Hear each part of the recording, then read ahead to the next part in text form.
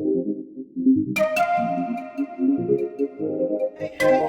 what's good in the neighborhood? So we were talking about reset, and I had to get on and share this. I had an amazing meeting with my therapist, okay, who is a Christian therapist who I absolutely love.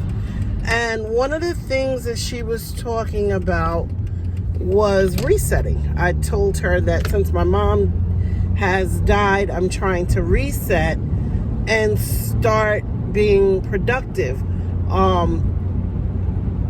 It was about a total of maybe like a month and a half where I was just totally off my regular schedule.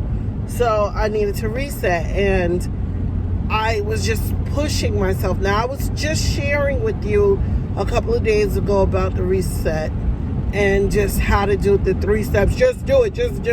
Henceforth, the different outfit. And then when I actually talked about my therapist, and I was sharing with her that I'm having a struggle doing it, because in my mind every morning I'm starting with, you got this, girl, you can do it, you have everything written down. And she had to just school me in on something that I need to school y'all on, that I'm pushing myself too much, and that I need to approach everything kind of slowly, that I'm putting too much on my plate, that I'm grieving. And the situation with grieving is different from just, getting off your schedule and then starting back. But I need to give myself time to heal, and that is something that I just was not doing. I'm just mentally saying, I'm going to reset, I'm going to do this, girl, you got this. I'm writing all the things down so I can do all of my tasks. That's part of my my wiring. I'm task driven, goal oriented. I used to think something was wrong with me with that, but I found out that that's how God wired me. So I'm now very acceptant of that. And with that being said, I'm like, girl, you cannot do everything. Thank God for a good therapist. Take your time. And then she gave an analogy that I want to share with me, that if you have a foot and you have a issue, your foot, something's hurt. You have a foot injury. Geez, what is up with my words?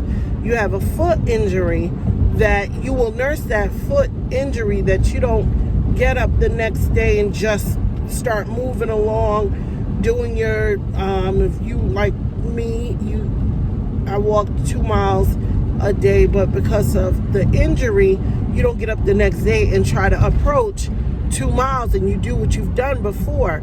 Well, in grief, your heart is hurt. Just makes me want to cry thinking about it. Your heart is injured. And even though everybody does not see that, you feel it and you know it. And one minute you could be feeling fine, and the next minute you're a total mess because you're thinking about the person you lost. So yeah, I was like, oh my gosh, that was a banger for me. That really helped me. It opened my eyes, like, girl, slow down. And you know what? It's funny. If my mom was alive, she would be telling me the same thing. Girl, you're doing too much. You need to wait, just wait, B. Wait. So I just had to share that with y'all, because I was going hard. Reset. The next day came, and I was going to put that, and I was going to put the beginning part of this video out, and then I just felt led to just be slow, do it the next day. And the next day came, and I had my appointment with my good therapist, and she was like, sis, slow down. Well, she didn't say sis, but she was just like, you're doing too much. You need to wait on your reset. Just wait, allow grief. And I'm just I'm just doing what I do in my normalness. At least I think I am. And then I ended up having, like, after talking to y'all on the beginning, reset, that evening I had a moment. I mean, I'm just boo-hooing all over my household because I miss my mom. And for me, it just became a trickle effect. Now my husband, who lost his sister the week before my mom, he's feeling some kind of way. Now we're both a hot crying mess because we miss our loved ones. And then in the same time, in the back of my mind, I'm like, you got to get up, you got to get yourself together, blah, blah, blah. So when I heard that from her, it just blessed me so.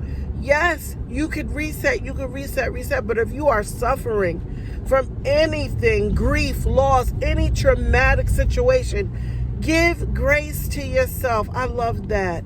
Give grace to yourself. Give the grace that you would give to somebody else. Pass it on and give it to somebody else. Don't just be, rushing you. Stop rushing you.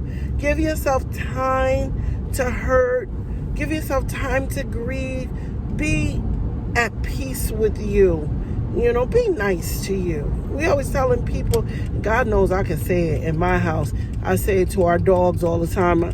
Be nice. Be nice. So I say to you on this day, be nice to you. Give yourself grace. The same grace you would give to someone else. Give it to yourself. I am so grateful that you visited me on today. I pray and hope you have a wonderful, wonderful evening. Thanks for visiting. Thank you for watching. Hit like and subscribe. Have an awesome one. God bless.